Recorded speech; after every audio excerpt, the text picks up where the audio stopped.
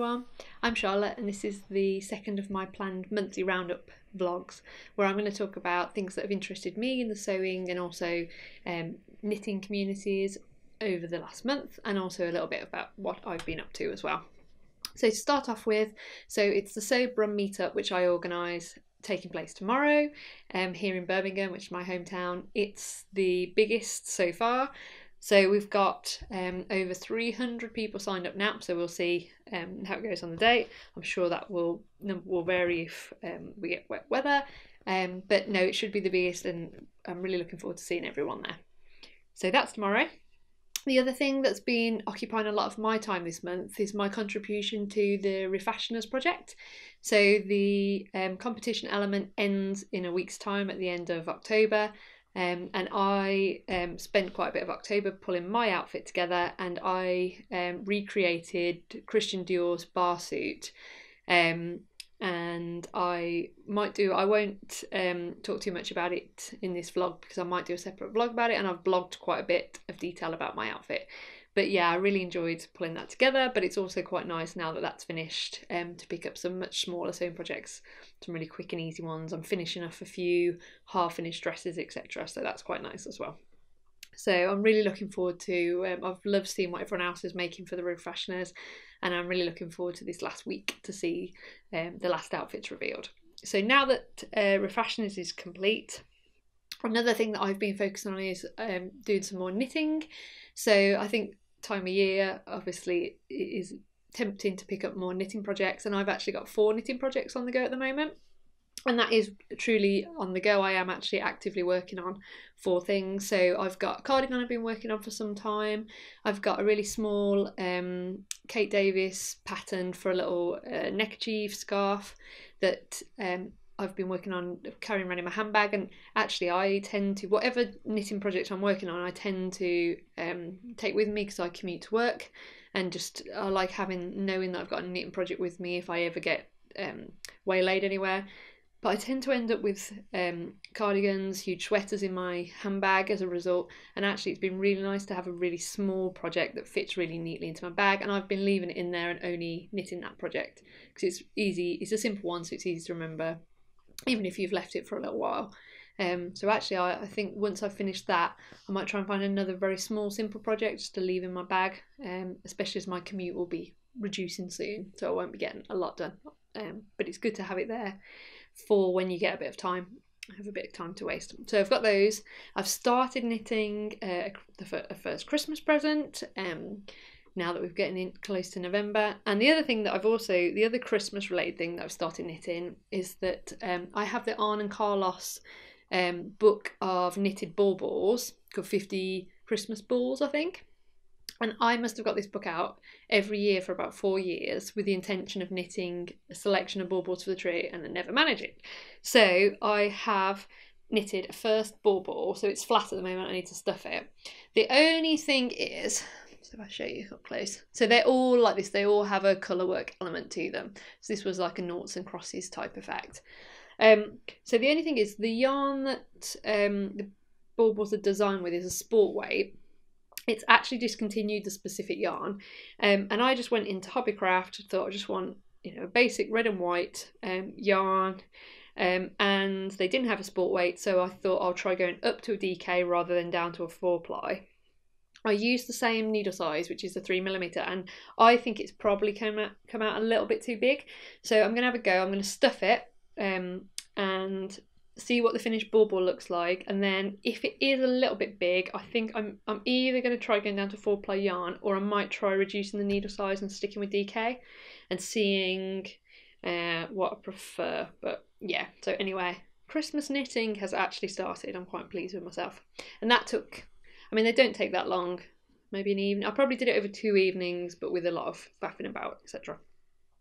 So yeah, so that's my knitting. The other thing that I'm thinking about now that I have my Refashioners project complete is other challenges in the sewing community. So I'm sure you'll have seen the Sew Frosting Challenge, which Closet Case Patterns and True Bias have started, and there's some really beautiful dresses, etc., popping up on Instagram already. So this challenge ends at the end of November, and it is as the title says, to sew frosting. So it's to sew something that's not necessarily a staple or a basic, something very decorative, but that, you know, as the original post said, that doesn't necessarily mean it's not something that you'll get lots of wear out of, just potentially less frequently over a longer period of time. So actually, I think this ties in a little bit with what I happened to purchase at Sew Up North. So Sew Up North was before the Sew Frosting Challenge was announced, but I bought two very frosting fabrics at Sew Up North. So I bought this fake fur, so it's a grey and black patterned faux fur, which I was planning on making some kind of jacket with, but yeah, I mean, not necessary, but very nice. And the other fabric that I purchased at Sew Up North was another kind of jacket weight fabric, which is a snake print on the one side, like a pleathery type fabric, and then it's got a shearling lining. So yeah, so basically I'm thinking 2 jackets with those, or maybe even a coat. I think I had 2 meters of each, I can't remember now. So yeah, so anyway, so I mean, obviously I'm going to sew something with these. I might get it done before the end of November and enter it to the Sew Frosting Challenge, we'll see. But if nothing else, I'm enjoying seeing what everyone else is doing. The other challenge that I may participate in if I get time, but if not, we'll be watching the hashtag if nothing else, is the 1940s McCall Sew Along. So this is run by Debbie from Ms. 1940s McCall, and also Rachel from Miss Carnivale, and they have picked a 1940s McCall pattern. Obviously, that's, if you follow Debbie's blog, it's definitely well worth following, and on Instagram, so that Debbie's Ms. 1940s McCall. And so Debbie has, for a number of years now, been working her way through 1940 McCall's patterns, and so they've picked one of those patterns and they're doing a sew along for it, and it's till the end of the year, so there's quite a bit of time if you want to participate. And you don't need to, Debbie's working from the original 1940 pattern, but you don't need to be able to get hold of that, because one of the Etsy dressmakers, and all the information is, if you look up the sew along, and I'll provide the information below, one of the Etsy pattern sellers sells this pattern, so you can buy either a copy of the original, or she has also graded it to other sizes, so you can purchase that. So yeah, so it sounds an interesting one, and I don't sew vintage very often, but I do actually, I find I love looking at vintage patterns like everyone else, and I do find it really inspiring, so I think I might, we'll see, I might try and fit that one in. And then the other challenge, which I don't think I'll get time for now, but that is keeping the community busy, is obviously the Cozy Cardi Challenge, and that ends in a week's time at the end of October. And the reason I thought I might participate, time permitting, is that one of my absolute favourite patterns that's been released in the last month was the pumpkin cardigan and cardigan dress pattern from Coco Wawa. And yeah, I just think it's really cute. I really fancy making the version of the dress version of the pattern without the sleeves, I think. But I haven't really got, well, I always claim I haven't got a suitable fabric, which is why I started using the Cora app about a year ago, so that I could actually prove to myself that I do have suitable fabric when I say this, but I don't think, I should check, that I really have anything cardigan weight that I would like in a dress. So I haven't made the pattern yet, but I definitely will. I've purchased a copy. My other favourite patterns released this month were 2 bag patterns. So again, bags aren't something that I have really sewn. I've sewn a few, but not for quite some time, and they were fairly simple, soft bags, rather than bags that need a lot of interfacing or internal structure, etc. But I really love Noodlehead. Her bag designs are absolutely lovely. I love following her blog anyway, and I always keep an eye on what patterns she's releasing. And she actually released 2 this month that are really lovely. There's a larger bag called Fika, which is the one that I really quite fancy making, which I think would make a really nice, quite large handbag. in the right material, because I'm one of those people that has a massive handbag at all times, with 101 things in it. You know, there's obviously a knitting project, a book, multiple phones, lots of pens, notepad, etc. So yeah, so I think this Fika bag will be perfect. And then she also released a free pattern for a small over-the-shoulder bag called Forage, and that's really cute as well, just as a little kind of purse at the weekend, or you maybe even a little evening bag in the right material. Yeah, so those are definitely worth checking out. In terms of patterns, so the other thing that I wanted to mention in terms of sewing patterns is obviously the fold line has had a relaunch. I'm sure you've already had a look, but the website looks lovely. The redesign that Kate and Rachel have done looks really modern and fresh and lovely, but the even more exciting thing is obviously that they're now selling sewing patterns, and I know they're doing a staggered launch. So I on the kind of just after they launched, I went on and I bought myself the toaster sweater by Sew House 7, but I know it took me hours. I had a good basically I knew I wanted that pattern. I should have just ordered it, but I decided that basically I fell down a rabbit hole looking at all the patterns they had got in stock, and then ordered the pattern that I was going to order in the first place. But yeah, I know that they're adding patterns continually or regularly to the shop at the moment, so that's well worth checking out if you haven't already looked. And the pattern I ordered arrived really quickly, I think within a day or two, basically. So yeah, one of the other interesting things that I've seen that's been happening in the community is the sewing colour blog post by Romana from Little Pomegranate, which I'm sure lots of you have already seen. So Romana posted on her blog and on her social media about diversity within sewing magazines, and obviously focusing on skin colour, and then also this in terms of this topic, so it's been picked up more widely in terms of diversity of age of models, weight obviously is already a topic in the community, height, etc. So yeah, it started a really interesting conversation on social media, which is worth having a look if you haven't already seen it. And also some of the magazines have responded, so it's definitely worth checking out the Love Sewing blog. They've posted quite a detailed response to the topic. So I also have a magazine to share this month, and it's Fibre Mood. So this is the French edition, because I was in Paris recently. There is an English language version of this magazine as well, and I think a number of other language editions which were all released simultaneously. And it's it's very stylish. It's got it's got patterns for women. There's one, I think, pattern for men, and then there's a number of patterns for children as well. So it's quite a good range, and the patterns are all very modern, really nicely styled. The magazine's really nicely produced. I was going to show you. So yeah, I couldn't resist. I had a nose in the news agents in Paris, and I thought, oh yeah, I'm going to have this one. This is my favourite pattern. So it's obviously a jumpsuit pattern. So I fancy trying that one.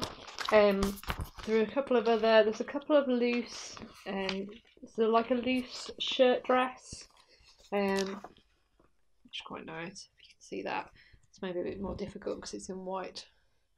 And there's also a loose t-shirt dress, but it's a little bit similar to the Inari tee, which I already have cut out, so I'll maybe stick with the Inari. But yeah, that was quite a cute women's pattern as well. So those were probably my favourites.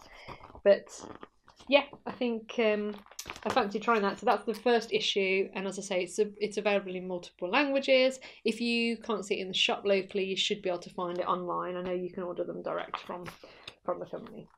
So yeah, so I wanted to share that. And actually, another thing that I was just going to briefly mention that I've been spending some time on. Hello, this is my neighbour who pops in from time to time when it's raining, which it is right now. So. So another thing that I was just going to briefly mention that I've been spending some time on craft wise is weaving. So I'm a member of, which I've mentioned before, of the Guild of Weavers, Spinners and Dyers, but I only very intermittently. I tend to only practice those crafts at workshops and at guild events. So spinning, I have drop spindles so I can spin at home. I also have a spinning wheel, but I have never taught myself to use it. I purchased it off a member of the guild who was upgrading and selling it. Dyeing, obviously, I do a bit of, and the materials are relatively minimal. But weaving, I do find I really enjoy the weaving classes I've done. Actually, you can see this is the result of one of the weaving courses with Gil, which was just a freestyle one-day workshop. And I do really enjoy it when I'm there, but I just don't think that I would weave enough at home to justify buying a loom. Just, given the number of crafts I'm interested in, I just don't think I would get round to it enough. But my guild have loan equipment available, so I have borrowed the guild loom for the last couple of months, and I still haven't used it very much. But I just thought it was worth mentioning and just showing you. I'll move the camera and I'll just get a few shots of what I was doing, just to show you that, just out of interest really, what I've been working on, and show you that you can weave at home. This is the loom I've been weaving on. It's just a small tabletop Ashford loom, and you can see, so a friend at the guild who looks after this loom for my guild and keeps it in her house when it's not being borrowed, she kindly set it up for me. So she'd already warped it, and you can see she'd warped it with, so if I go in, you can see it's warped with 3 colours, so there's purple, green and white, and then I have just been weaving across that using a white, and I've just been varying, so I'm not doing anything complicated. I've done rows of 4 when I go in and out of every single warp, and then I've been varying a little bit in between that. So there were a couple of blog posts that I wanted to talk about, my favourites in the last month. So the first of these was Shawnee from the Magnificent Thread, who posted about her zero waste Karma trench coat from Milan AVJC patterns, all of whose patterns are zero waste. And yeah, Shawnee made a really beautiful trench, but also she wrote a really detailed blog post about the company, about using a zero waste pattern, about any changes she made based on her fabric. So yeah, it's well worth checking out. And I think I've seen a couple of zero waste sewing pattern companies recently on social media, and I'm really interested to see what patterns they are able to release to sewing community and where that goes. So yeah, well worth checking out Shawnee's blog post and the company Milan AVJC as well.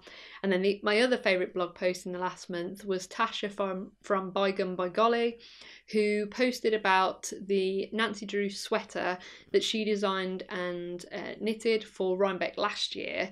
And I think she could only just face writing up the blog post because it is a very detailed one. So Tasha, she didn't work from any standard, even pattern for the jumper shape initially, I don't think. I think it was all from scratch, and she designed really detailed charts based on Nancy Drew vintage book artwork, and she goes into really a lot of detail about knitting the chart, but also how she created that chart in the first place within Photoshop and working from original art. It's well worth checking out, really fascinating blog post. So yeah, so while we're talking about knitting, there were 2 knitting patterns this month in particular. I get tempted by so many knitting patterns, but the 2 in particular that tempted me this month that have gone onto my Ravelry queue and may get knitted up at some point in the future. So the first of those, Carrie Westerman has released a new sweater or jumper pattern. I think it was called, I can't read my own note, Winterschaf. I'll say that very quietly, but you can check it out, obviously share it here and below, and it's really sweet winter Christmas themed jumper. I think that'll be a lovely one to knit over the winter and then hopefully fast enough in time to wear.